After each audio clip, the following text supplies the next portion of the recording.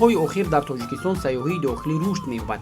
Агар солҳои қаблӣ шаҳрвандон танҳо ба хотири кор ва ё зарурат аз ноҳия ба шаҳр ё баръакс сафар мекарданд, имрӯз онҳо барои истироҳату фароғат, зиёрати оромгоҳҳои шахсиятҳои бузург, солимгардонӣ дар истироҳатгоҳ осоишгоҳҳо аз як минтақа ба минтақаи дигари кишвар бемамоният ва озодонаву бароҳат дар дилхоҳ фасли сол сафар мекунанд. хушбахтона бо ташаббуси асосгузори сулҳу ваҳдати миллӣ, пешвои миллат, президенти ҷумҳурии Тоҷикистон муҳтарам Эмомалӣ Раҳмон пас аз соҳибистиқлолӣ дар қатори дигар соҳаҳои муҳими иқтисоди миллӣ, соҳаи сайёҳӣ тадриҷан рӯ ба рушд ниҳода, хизматрасонӣ дар ин соҳа ба сатҳи сифата нав ворид гардиданд. Дар ин радиф ва дар заминаи нақшаи чорабинҳои амалисозии стратегияи рушди сайёҳӣ дар ҷумҳурии Тоҷикистон барои давраи то соли 2030 нақшаи чорабинҳо татбиқ мегарданд.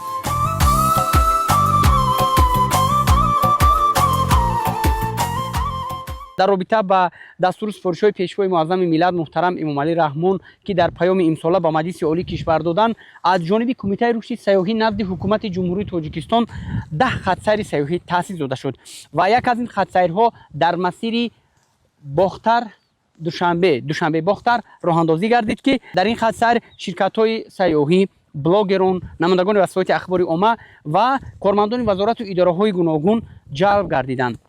ҳадаф аз таҳияи ин хатсайрҳо пеш аз ҳама муаррифии мавзеъҳои сайёҳии кишвар ва бадин васила рушди сайёҳии дохилӣ дар мамлакат мебошад ва Кумитаи рушди сайёҳӣ назди ҳукумати ҷумҳурии Тоҷикистон тасмим дорад ки минбаъд низ хатсайрҳоро дар минтақаҳои гуногуни мамлакат марҳила ба марҳила зиёд намояд, то тавонад дар рушди сайёҳии дохилӣ саҳм гузорад.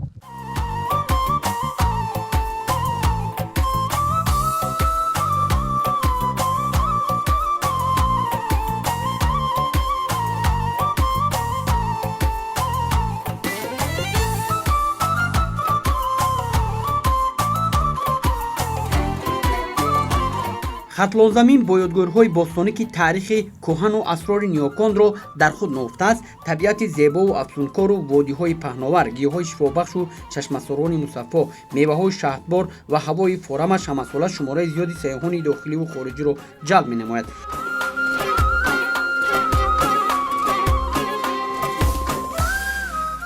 албатта ин иқдом низ барои рушди сайёҳии дохилӣ низ замина мегузорад ва кумита тасмим гирифтааст ҷиҳати рушди сайёҳии дохилӣ чунин иқдомҳоро ба роҳ монад, то ин ки шаҳрвандоне ки дар дигар минтақаҳои кишвар ҳастанд огаҳ бошанд ва ташриф биёранд ба ин мавзеъҳои сайёҳӣ.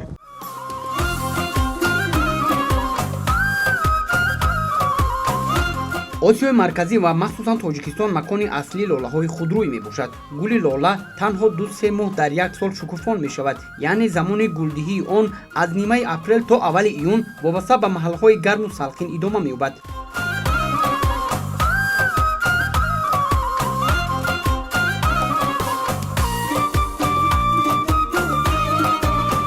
имрӯз ниҳоят шуд ҳастам ки бо дастгириҳои ҳукумати ҷумҳурии Тоҷикистон ва ташаббуси Кумитаи рушди сайёҳӣ ба ин минтақаи зебо, яъне Лолазор, ба ном Лолазор ташриф овардем бо дигар кормандони вазорату идораҳо. ниҳоят шуд ҳастам ки дар ин ҷо боз дӯстони нав пайдо кардам ва аз яке аз мавзеъҳои зебои кишвар дидан намудем ва ба шаҳрвандони ҷумҳурии Тоҷикистон ва дигар сайёҳон даъват менамоем ки чунин маконҳои зебо дар Тоҷикистон зиёд ҳастанд, аз онҳо омада дидан кунанд. ман бори аввал омадам, бисёр табиати ҷолиб дорад ва мо бисёр табиати ҷолиби вилояти Хатлон аз ҷумла ҷойҳои диданибоби ҷумҳурии Тоҷикистонро дидем.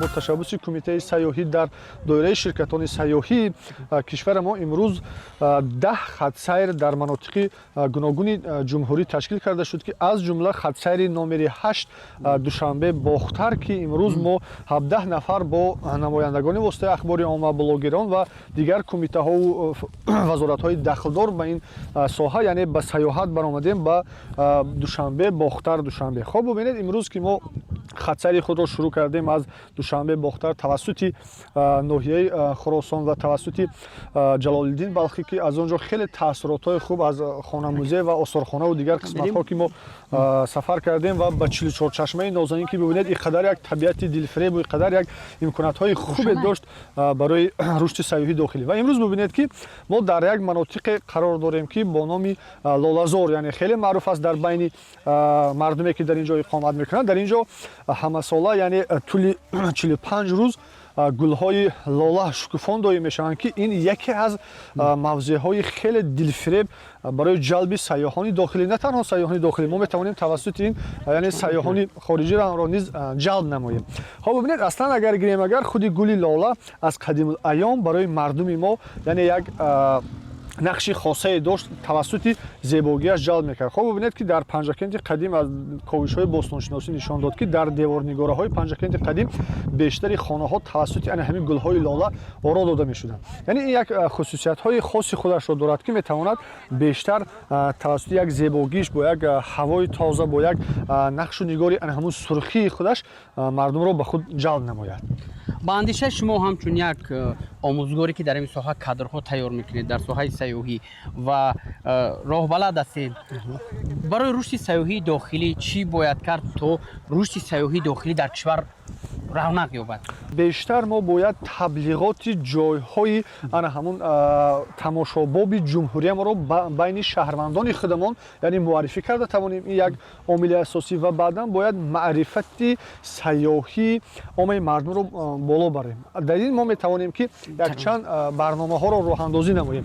метавонем ки тавассути иттифоқҳои касабаи кормандони иdoраву вазоратҳо, мисол донишгоҳҳо, макотиби миёна, макотиби олӣ ки роҳандозӣ кунем, хатсайрҳои муайяни сайёҳӣ ташкил кунем ки мардум биёянд аз ин имкониятҳои сайёҳии дохилӣ ҳам аз лиҳози фарҳангӣ, ҳам аз лиҳози таърихӣ ва ҳам аз лиҳози табиат ки имрӯз бибинед мо дар як табиати хеле ҳам шаффофу боду ҳавои тоза хеле як бо гулҳои лолаи рангоранг ин ҷо ки ҳастем, ҳаминҳоро бояд муаррифӣ карда тавонем. Яъне имкониятҳои сайёҳӣ мо хеле ҳам зиёд аст, танҳо бояд мо инро тавассути ана ҳамин барномаҳои махсус, консепсияҳои махсус роҳандозӣ карда ҳама сола бояд мардумро ба ин намудҳои сайёҳат ҷалб кунем. Ва имрӯзҳо бибинед бевосита пешвои муаззами миллат дар паём низ дастур ҳам доданд ки бояд ҳарчи зудтар сайёҳии дохилӣ рушд карда шавад ва дар ин замина вақте ки сайёҳии дохилӣ рушд карда мешавад, дар ин замина мо метавонем сайёҳии байналхалқиам рушд намоёнем ки хеле як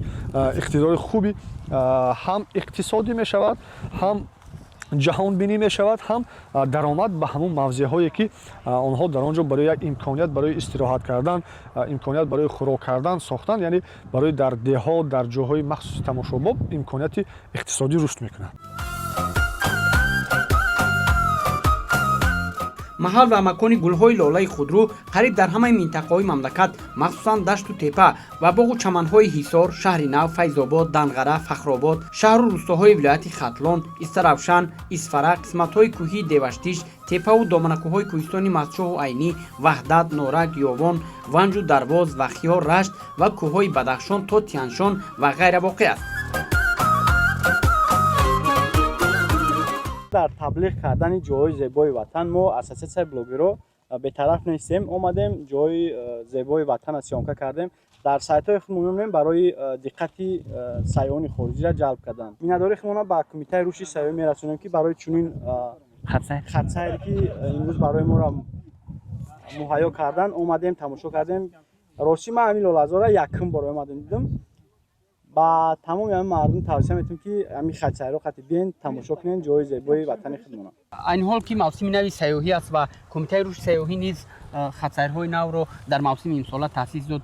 бо кадом навъҳои сайёҳӣ ва ба хатсайрҳоро шумо нақша доред ки ба кадом минтақаҳои кишвар боз низ зиёд намоед дар ин фасл? бибинед, дар ин фасл аслан агар мо бигирем ҷумҳурии тоҷикистон худ кишвари сайёҳӣ аст. мо метавонем ҳамихел гуфтан барои чӣ?